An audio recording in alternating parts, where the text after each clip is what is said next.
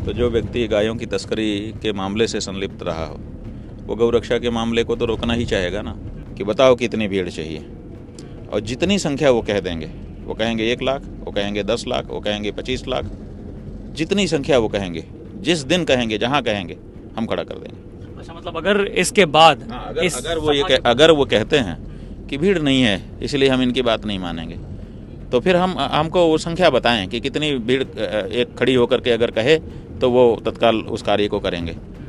दिन बताएं और जगह बताएं, जो दिन बताएंगे, जो जगह बताएंगे और जितनी संख्या बताएंगे, बिल्कुल भारत देश की जनता गौ माता के लिए खड़ी दिखेगी। और वो आकर के खड़ा होता है तो हमें क्या बात है, अगर कोई कांग्रेसी और सपाई बसपाई भी अगर गौ माता के प्रति अपनी श्रद्धा दिखाता है। नमस्कार, मैं गौरव कुमार पांडे और इस वक्त यूपी तक की टीम मौजूद है महाराज जी के साथ। आज यात्रा का चौथा दिन है और चौथे दिन की शुरुआत जो है वो तीर्थ स्थल सीतापुर से हुई है। आइए महाराज जी से बात करते हैं। महाराज जी, कल तीसरा दिन था और कल शाम होते होते आशुतोष ब्रह्मचारी ने बाकायदा पॉक्सो का सहारा लिया, वहाँ पॉक्सो कोर्ट पहुँचे, बाकायदा एक एप्लीकेशन डाली है कि आप जो है वो बटुकों के मतलब गृह जनपदों के आसपास हैं। ऐसा है कि उन बटकों से चूंकि हम परिचित है नहीं, कहाँ उनका घर है कहाँ नहीं है हम तो ठीक से जानते नहीं। हम वाराणसी से चल के लखनऊ आए और नैमिषारण्य तीर्थ पहुंच करके वहाँ दधीची ऋषि जिन्होंने गौ माता के लिए अपने प्राण समर्पित किए थे, उनके कुंड में जा कर के दर्शन प्रदर्शन करना, उनसे प्रेरणा प्राप्त करना हमारा उद्देश्य था। तो हम वहाँ से निकल करके आए। अब किसी ज़िले से कोई रास्ता निकल रहा है, इतने मात्र से उस रास्ते से गुजर गए हम, और वो भी अकेले नहीं गुजरे, बहुत सारे लोगों के साथ गुजरे। यहाँ तक कि मीडिया के लोग भी साथ ही चल रहे थे, यहाँ तक कि जब हम अपनी गाड़ी में चल रहे हैं तब भी आप लोग हो ही। तो ऐसी परिस्थिति में हमने वहाँ ऐसा क्या कर दिया जिसके कारण उनको ये सब उठाना पड़ रहा है। महाराज जी, उनका कहना है कि उस एप्लीकेशन में जो उन्होंने लिखा है कि बाकायदा आप जो है दल बल के साथ, एक तरह से भीड़ के साथ वहाँ पहुँच रहे हैं, इससे दबाव जो है वो उत्पन्न हो रहा है। नहीं, कोई दबाव नहीं, काहे का दबाव है, हमारी तरफ से ऐसी कोई बात नहीं है। वो अपना काम कर रहे हैं, हम लोग गौ माता के लिए यात्रा निकाले हुए हैं, वो कार्य कर रहे हैं। लेकिन महाराज जी, अगर इस मामले की शुरुआत से हम देखें तो पहले वो ट्रेन में हादसा होता है, ट्रेन हादसे के बाद एक दिन बाद हमें पता चलता है कि उसकी जिम्मेदारी कोई किसी महिला अघोरी के पास है। उसके बाद मालूम होता है कि वो पॉक्सो शाम को चले जाते हैं। तो एक के बाद एक जो आपकी यात्रा, जैसे पहले दिन हमने देखा यात्रा का जो पहला दिन था उसकी शुरुआत ही जो है ट्रेन हादसे से शुरू हुई, उसके बाद दूसरे दिन हमने देखा कि लगातार इस पर हलचल चल रही थी और फिर फाइनल जो है एक लिंक वायरल होता है जिसमें बताया जाता है कि एक महिला जो है वो इसके लिए जिम्मेदार है। हालांकि इसकी पुष्टि नहीं हुई है। अब आप तो देख ही रहे हैं, हम इसमें ज़्यादा क्या बोलें। जो चीज़ें एक के बाद एक हो रही हैं आप लोग देख रहे हैं, दुनिया आपके माध्यम से देख रही है। तो क्या लगता है कि या आपकी यात्रा के खिलाफ जो है कुछ नैरेटिव या ऐसा कुछ? असल में उनके ऊपर जो मुकदमे हैं उनमें एक मुकदमा गौ तस्करी का भी है। गायों की तस्करी को प्रोत्साहन देने के लिए वो किसी बड़े पुलिस अधिकारी को किसी समय रिश्वत देते हुए पकड़े गए थे, जेल भी गए थे। तो जो व्यक्ति गायों की तस्करी के मामले से संलिप्त रहा हो वो गौरक्षा के मामले को तो रोकना ही चाहेगा ना।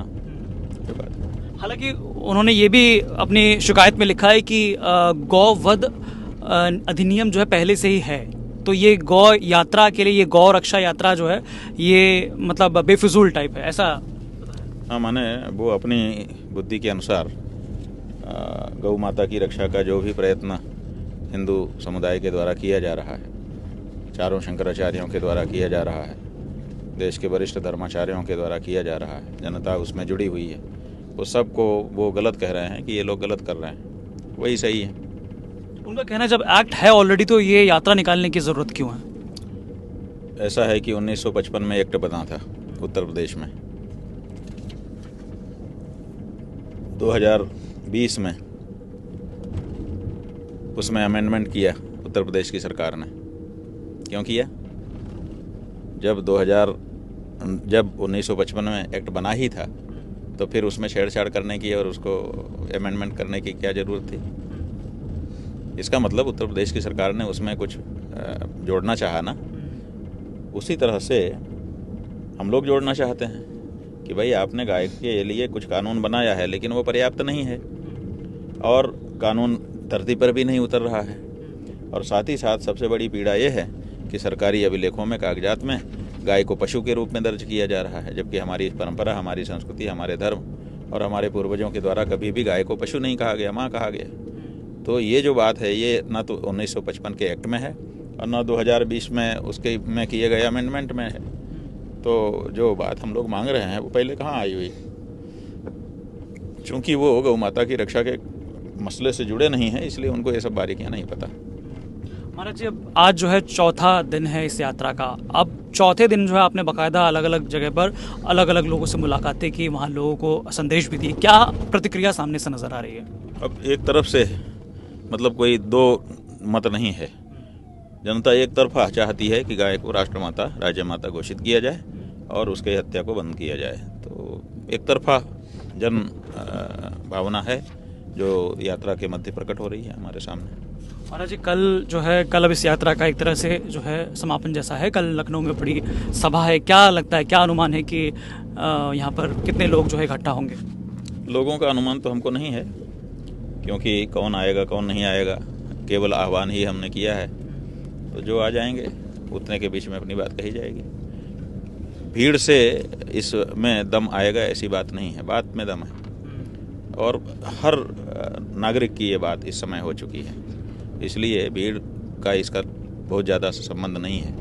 आ जाए तो वो और ज़्यादा आप लोगों के लिए विशेष योग्यता समझ लो, अन्यथा बात तो बात है, जहाँ है वहाँ है। महाराज, इसके अलावा कोई राजनीतिक दल से कोई अगर उत्तर प्रदेश की सरकार ये हमसे कहे कि तुम्हारी सभा में भीड़ नहीं हुई,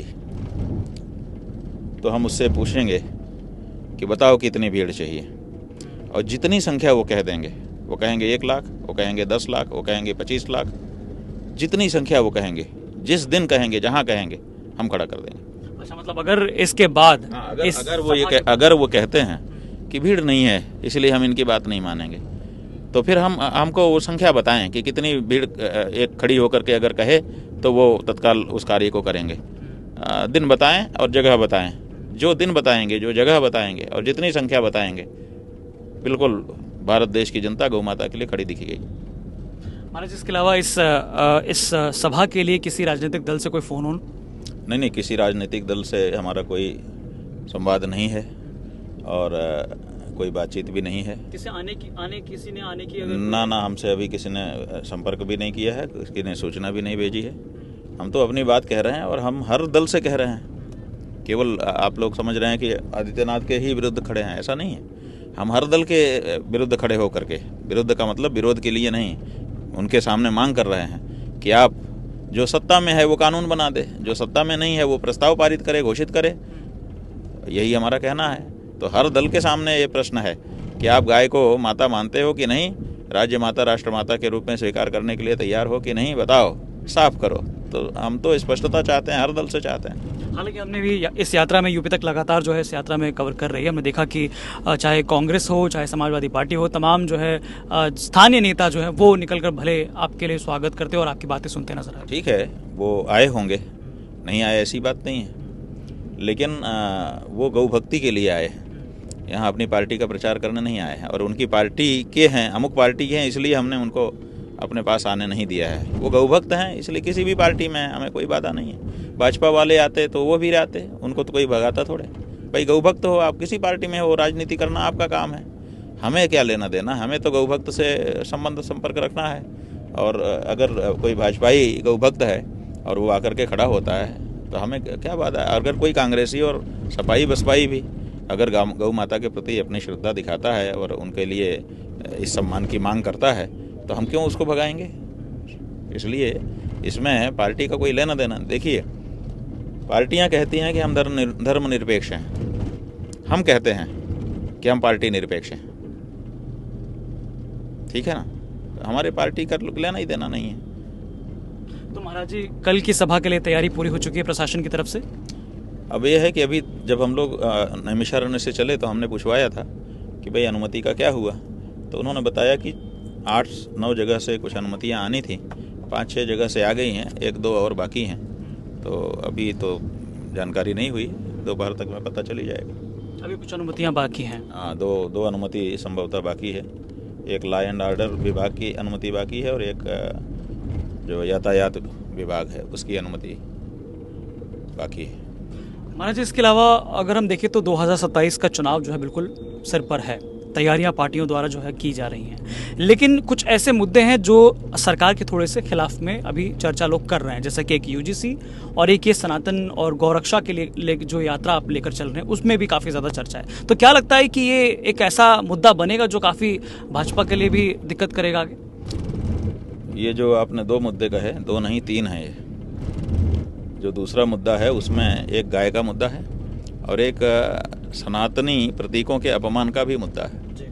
तो वो उन मुद्दों को एक करके देखना ठीक नहीं है, क्योंकि आप सनातनी प्रतीकों का अपमान नहीं कर सकते, चाहे आप कोई पार्टी हो चाहे कोई सरकार हो।